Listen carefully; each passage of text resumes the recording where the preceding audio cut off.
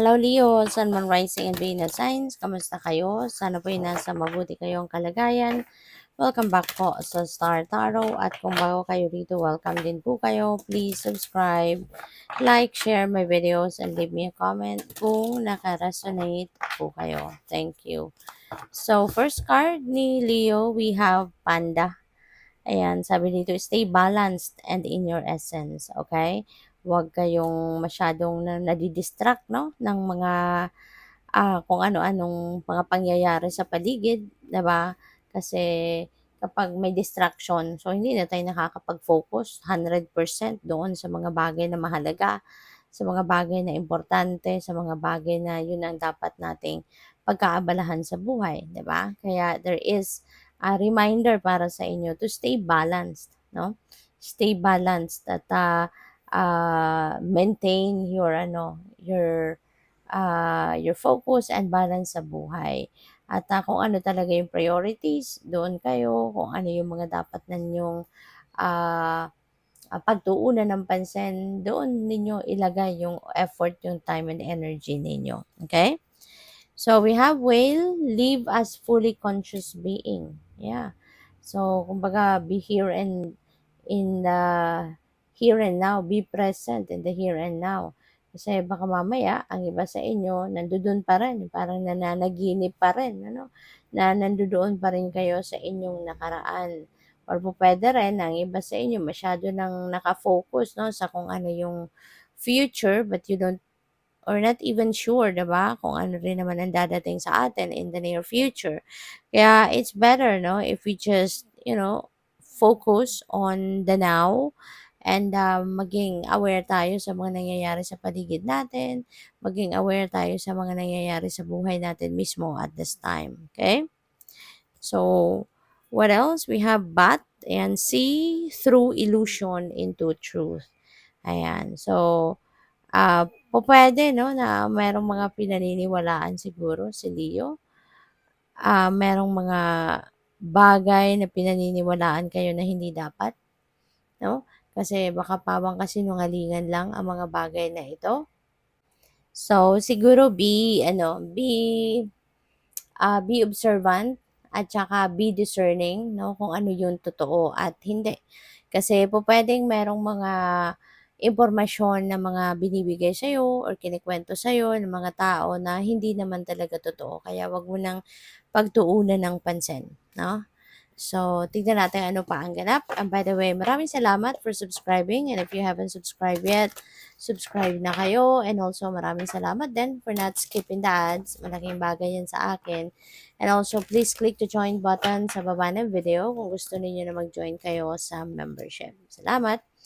So, ask for help from others. Okay? If you feel like you need help, wag kayong mag-atubili na, wag na kayong magpatumpik-tumpik pa at humingi kayo ng tulong sa iba. Wag kayong mahihiya, no? Wag kayong matakot or wag kayong mahiya na humingi ng tulong kasi always remember that lahat tayo, we are all entitled for help.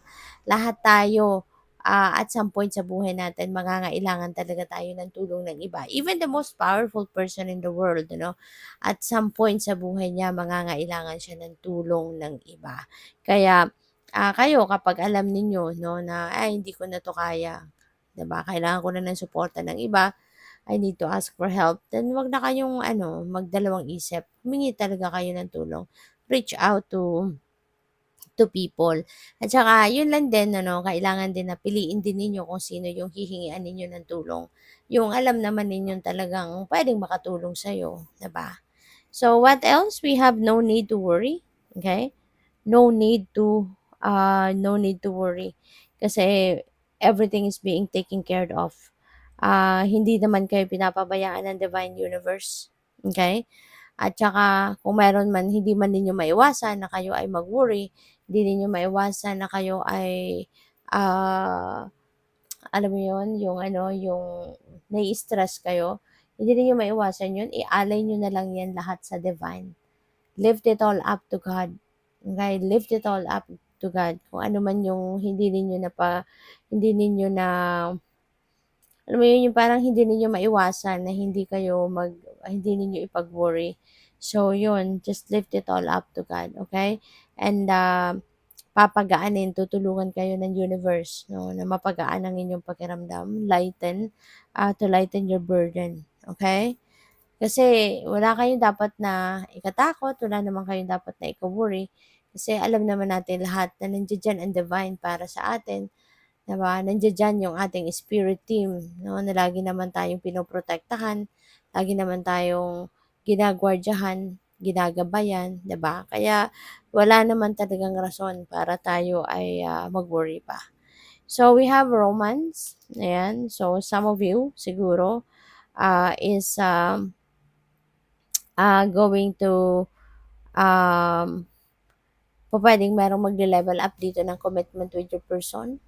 'Di ba, yung romantic relationship ninyo maaaring magle-level up, sa ngayon or pupuwede rin ang iba kung single ka pa, baka yun, baka magkakaroon ka ng love life na sa ngayon. Baka magkakaroon ka na ng maybe you're going to meet your soulmate, your twin flame, your eternal love, 'di ba? At, maaaring papasok na kayo sa isang romantic relationship. So, that is possible. So, we have yes. Ayan. Parang ano 'to, eh, yung napapaano ka, yung kapag natutuwa ka at, nakuha mo yung ine-expect mo, yung ganito yun, yung parang, "Oh, yes, thanks God." 'Di ba, yung gano'n. Kaya maaari 'no, na may gano'ng ganap kayo. So, maaaring meron kayong, desires, meron kayong dreams, or meron kayong plano na talagang siguro nakikita ninyo ngayon na nagwo-workout talaga, 'di ba, in your favor.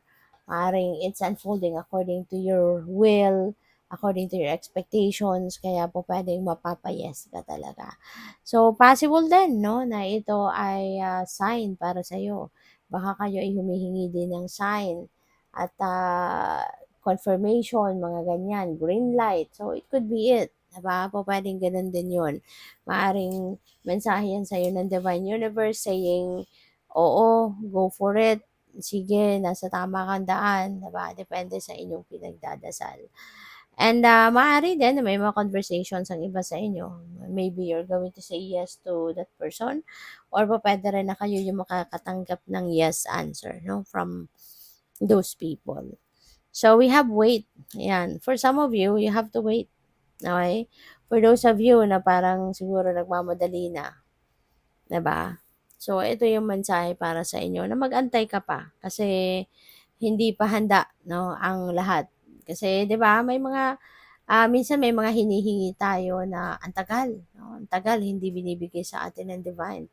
So, hindi natin puwedeng madaliin 'yan. We really can uh, push the divine to do everything to give it to us, 'di ba? Hindi, wala naman tayong power over that. Kaya mas mabuti na matuto tayong mag-antay. Mabuting, tayo ay matutong mag-antay at magpasensya, 'di ba? Kasi wala naman tayong kapangyarihan, eh.